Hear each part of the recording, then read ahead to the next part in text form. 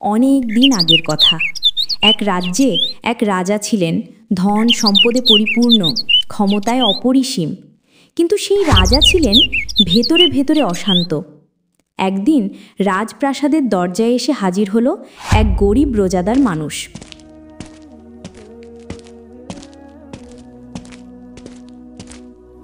আজকাল জানি না কেন মনটা অস্থির লাগে। সব কিছু আছে, রাজত্ব, সোনা, ক্ষমতা, তবুও শান্তি নেই। রাতে ঘুম আসে না, মনে হয় কিছু একটা নেই আমার জীবনে।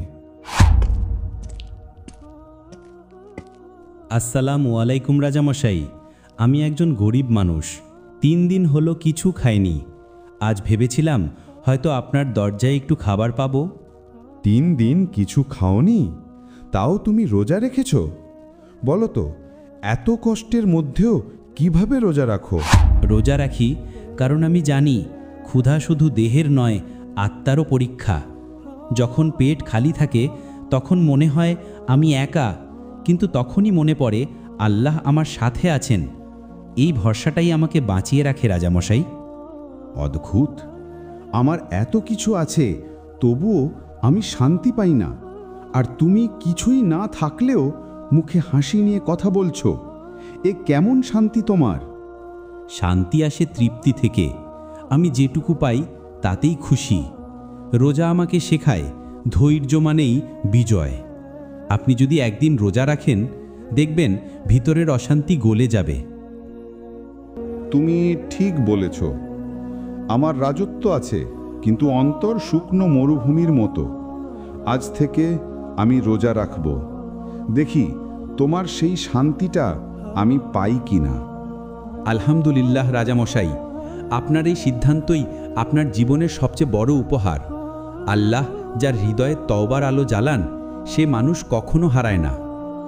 আজ তুমি আমার সঙ্গে ইফতার করবে। আমি নিজ হাতে তোমার জন্যে খাবার সাজাবো।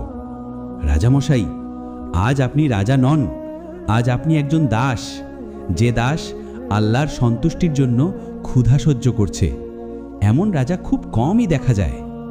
না ভাই, আমি আজ বুঝেছি রাজত্ব শুধু মুকুটে নয়, শান্তি খুঁজে পেতে হয় অন্তরে। তোমার মতো একজন গরিব আমাকে সত্যিকারের ধনীর পথ দেখিয়ে দিল। শান্তি তো রাজামশাই আল্লাহর স্মরণেই। যখন মানুষ নিজের অহংকার ভেঙে আল্লাহর দিকে ফিরে আসে, তখনই তার জীবন আলোকিত হয়। তাহলে আজ থেকে আমার জীবন নতুন করে শুরু হলো। ধন সম্পদ নয়, আমি এখন শান্তি চাই, তাওয়াক্কুল চাই, আল্লাহর রহমত চাই।